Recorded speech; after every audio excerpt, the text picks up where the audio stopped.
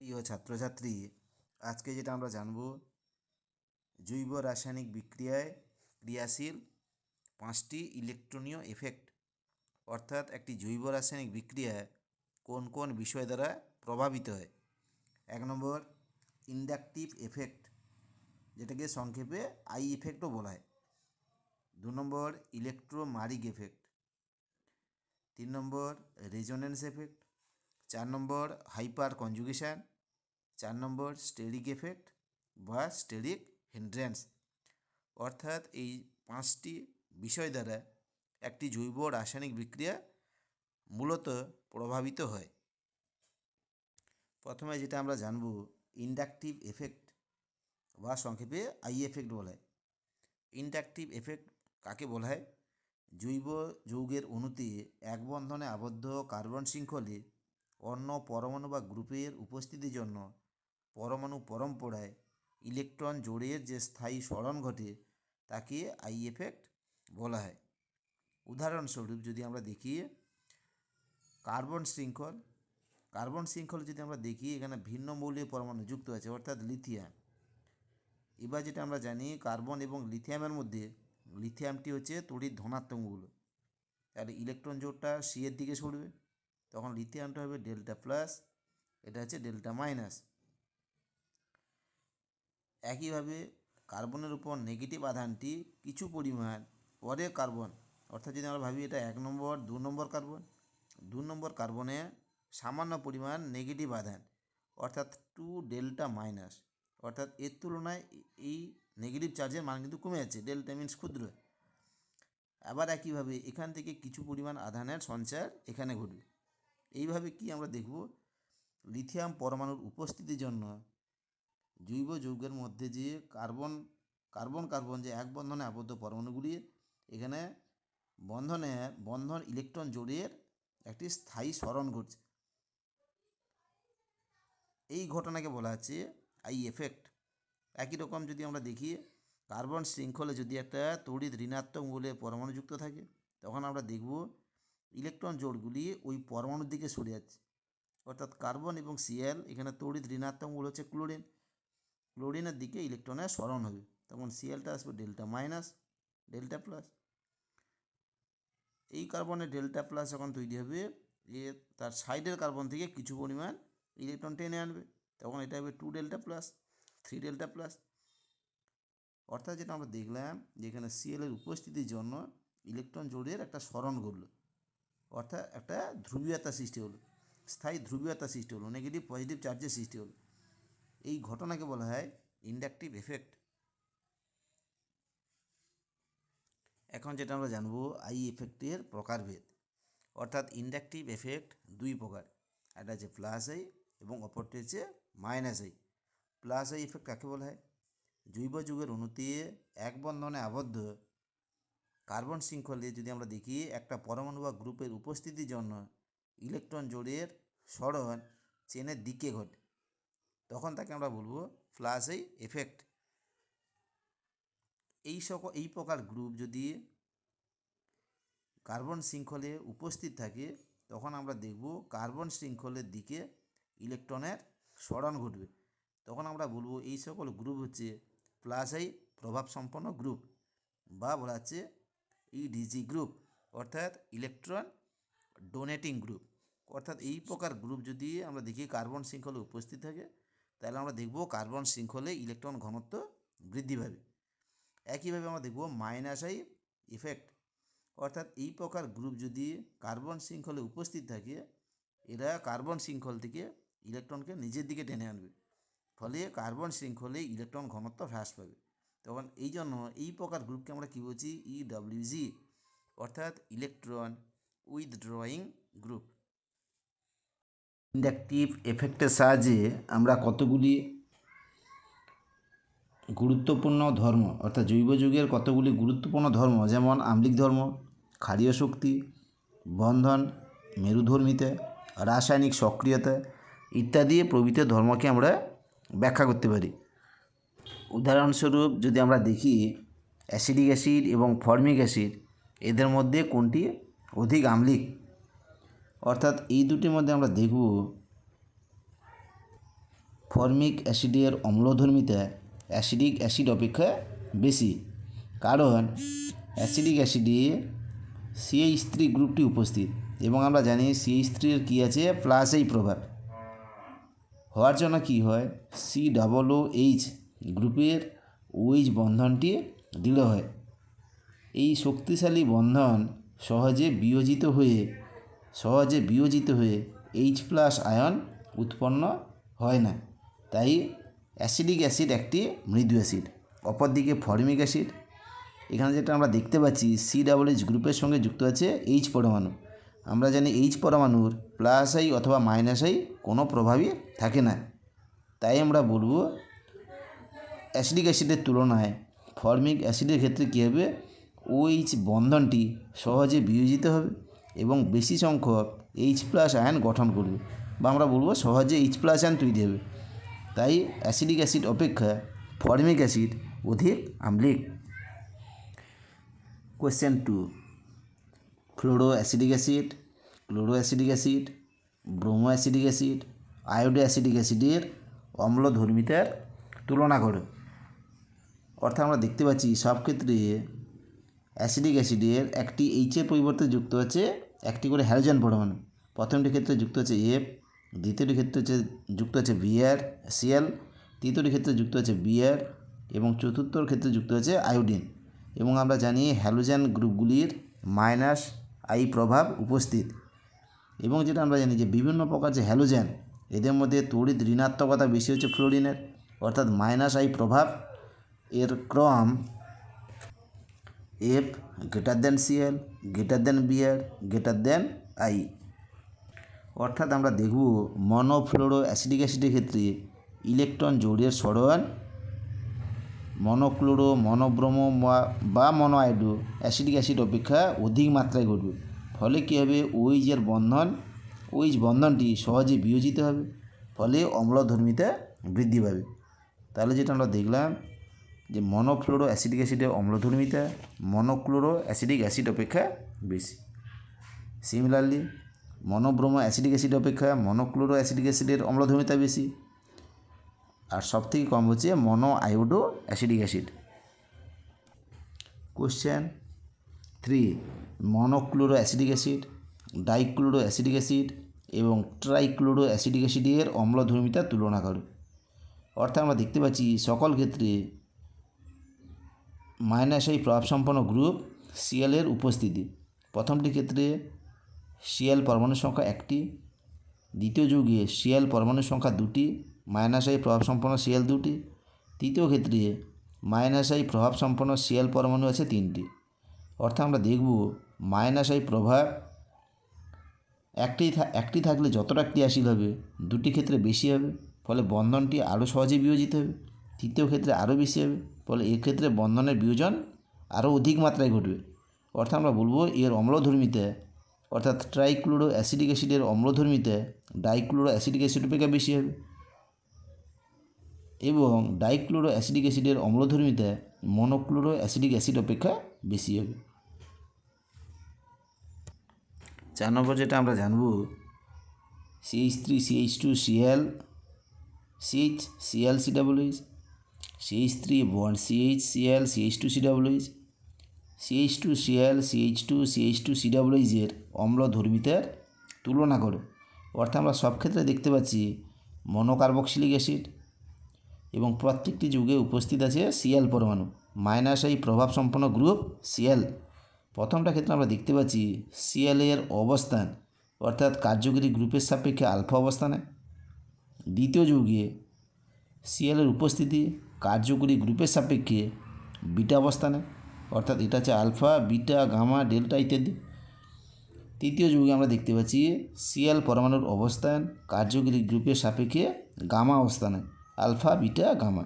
অর্থাৎ আমরা যেটা দেখতে পাচ্ছি Cl পরমাণুর উপস্থিতি সব ক্ষেত্রে একই এবং একই সংখ্যক পরমাণু, কিন্তু আমরা দেখতে পাচ্ছি COOH এর সাপেক্ষে অবস্থান দূরত্বের পার্থক্য। ইলেকট্রন আকর্ষী প্রতিস্থাপকের অবস্থান দূরত্ব বৃদ্ধির সঙ্গে ইন্ডাকটিভ এফেক্ট কমে। অর্থাৎ আমরা দেখলাম COOH এর সাপেক্ষে এটা আলফা অবস্থানে আছে, ফলে Cl এর -I প্রভাব এর উপর অধিক মাত্রায় পড়বে। দ্বিতীয় যৌগ -I কাজ করছে, কিন্তু আমরা দেখলাম অবস্থান দূরত্ব CWH থেকে বৃদ্ধি পাচ্ছে, ফলে এর ক্ষেত্রে বিয়োজনটা কম মাত্রায় ঘটবে, এখানে আরও কম ঘটবে। অর্থাৎ যেটা আমরা দেখলাম যে ইলেকট্রন আকর্ষী গ্রুপের অবস্থান দূরত্ব বৃদ্ধির সঙ্গে সঙ্গে ইন্ডাকটিভ এফেক্ট দ্রুততার সঙ্গে কমতে থাকে, ফলে অ্যাসিডের তীব্রতাও হ্রাস পায়। এবার যদি আমরা দেখি বিভিন্ন প্রকার অ্যামিনের ক্ষারকত্ব, methyl amine, dimethyl amine, trimethyl অ্যামিনের ক্ষারকত্বের তুলনা করে।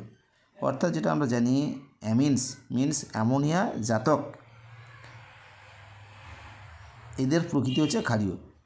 এবার আমরা দেখতে পাচ্ছি NH2 এর সঙ্গে যুক্ত আছে +I প্রভাব সম্পন্ন গ্রুপ CH একটি।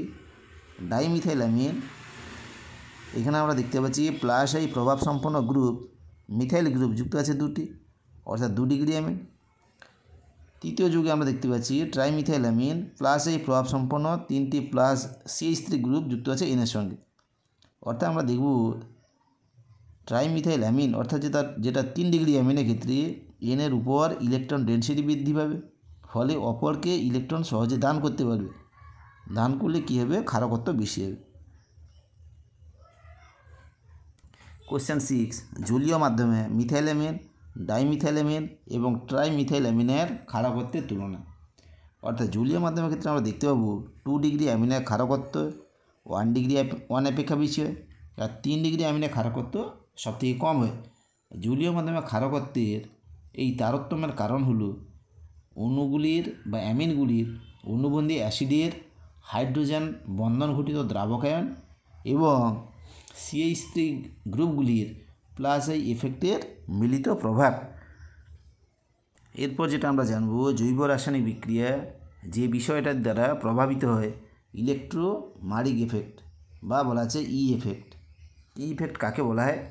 উপযুক্ত আক্রমণকারী বিকারক এর উপস্থিতিতে বা বিক্রিয়ার প্রয়োজনে সাবস্ট্রেট অণুর দ্বিবন্ধন বা ত্রিবন্ধন থেকে পাই ইলেকট্রন জোড়ের অস্থায়ী স্মরণ ঘটে এবং সেই জন্য ওই দ্বিবন্ধন বা ত্রিবন্ধন কেন্দ্রের অস্থায়ী ধ্রুবীয়তা হওয়াকে বলা হয় ই প্রভাব।